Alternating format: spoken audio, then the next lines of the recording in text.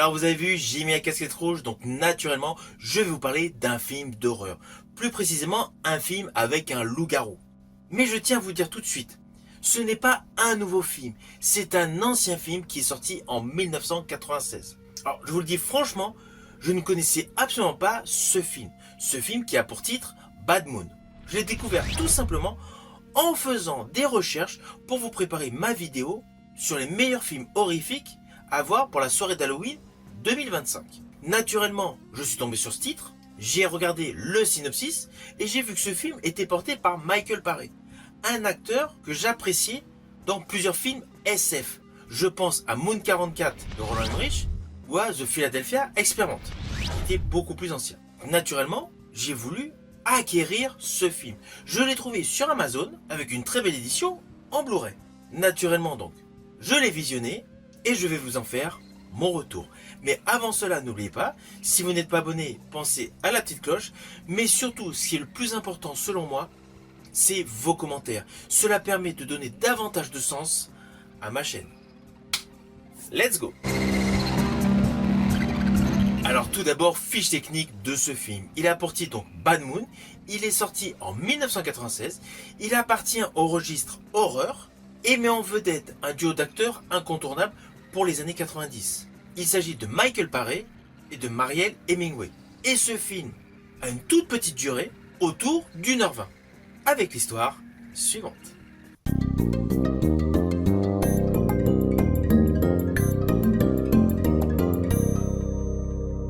Alors le début du film a un côté vraiment à l'ancienne des années 90.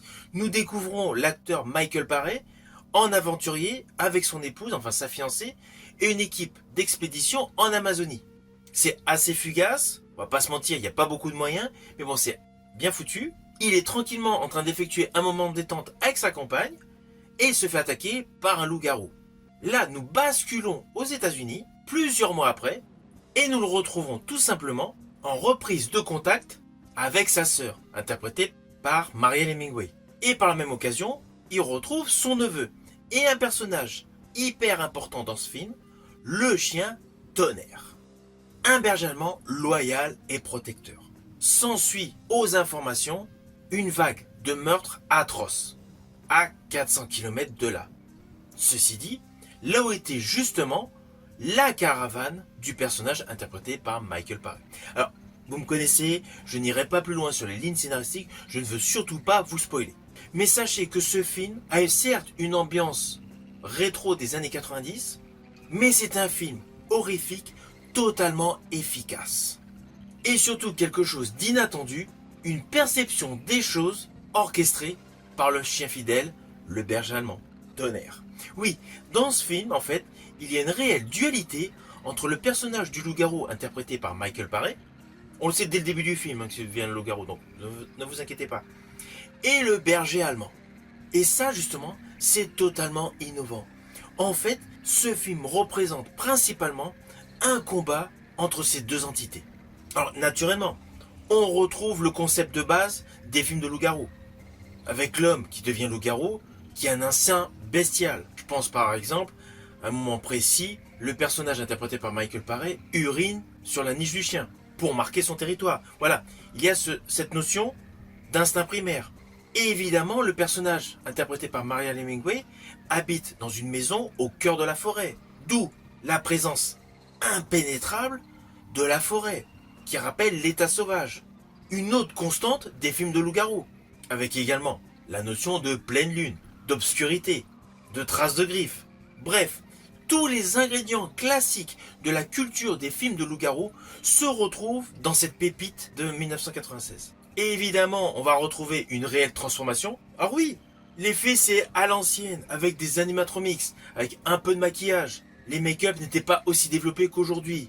Mais on va pas se mentir, la transformation du loup-garou dans ce film est selon moi 100 fois meilleure que celle du dernier film de loup-garou sorti au cinéma Wolfman. Là, on a une réelle transformation. Ah, certes, un effet visuel un petit peu désuet, un petit peu vieillissant, mais efficace.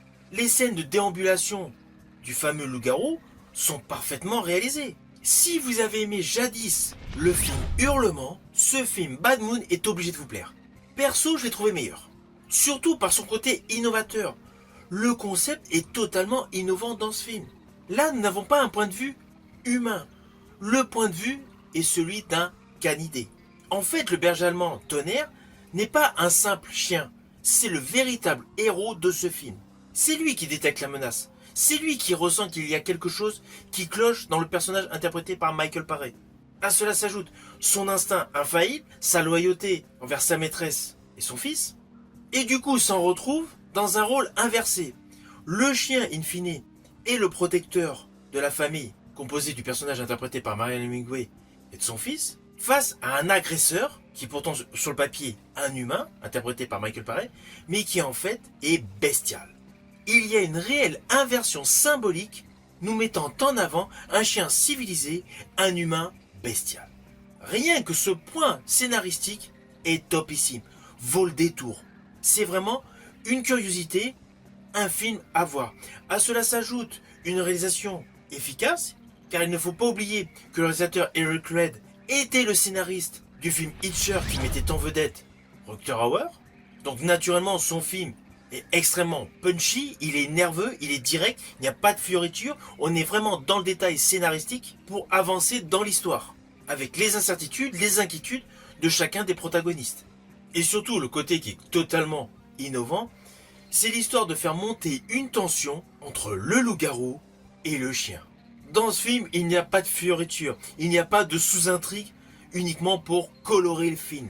Là, on est vraiment sur une dualité essentiellement dans le regard, dans la posture, dans le gestuel. Et le fait que le loup-garou a un look rétro, un look extrêmement massif, apporte selon moi une plus-value par rapport à toutes les dernières versions où nous avions un loup-garou numérisé, qui était plutôt bof. Là, c'est certes à l'ancienne, mais on y croit. Alors oui, d'un certain côté, le scénario est très simple. On devine aisément, dès le début du film, enfin dès les retrouvailles de la petite famille, comment le film va se terminer. Le dénouement est largement prévisible, mais on prend tout de même plaisir à le découvrir. Car sous couvert d'un petit film de loup-garou assez modeste, avec un budget rikiki, on y croit. On est pleinement dedans. Comme quoi on n'a pas besoin de mettre des millions et des millions de dollars pour assurer un film efficace. Il suffit d'une bonne réalisation, d'une bonne idée et surtout un duo d'acteurs impeccable. Car on va pas se mentir, sans Marianne Hemingway et Michael Paré, ce film aurait été un ratage. Alors au final, naturellement, c'est un film que je vous invite à découvrir. C'est vraiment un film de loup-garou pour les aficionados du genre. C'est une véritable curiosité. Selon moi, c'est une pépite du cinéma horrifique. Film qui est actuellement disponible en format physique via DVD ou Blu-ray. Je vous invite donc à le découvrir. Une fois que vous l'aurez vu, n'oubliez pas de revenir sur ma chaîne tout simplement pour me donner votre opinion. Je vous dis à bientôt pour une prochaine vidéo.